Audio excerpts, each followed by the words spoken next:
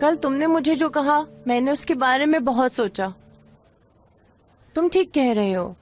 मैंने तुम्हें जो पहले कहा मैं उसके लिए शर्मिंदा हूं। काश के ये सब कुछ ना हुआ होता। सही कह रहे हो। बात सिर्फ बच्चे की नहीं है दीदम। दो लोगों का एक दूसरे को पसंद करना भी जरूरी है। जिस बच्चे को आप चाहते नहीं हो वो कैसा फील करता है ये बात मैं अच्छी तरह जानता हूं। औलाद के लिए माँ बाप का प्यार बहुत जरूरी है। समझ सकती हूँ।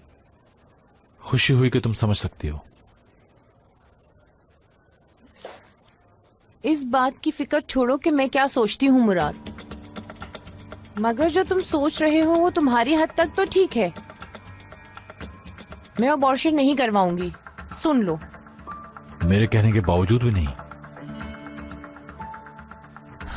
चलो ठीक है, तुम्हें फिक्र करने की कोई जरूरत नहीं। मुझे तुमसे कुछ नहीं चाहिए, हत्ता कि तुम्हारा नाम भी।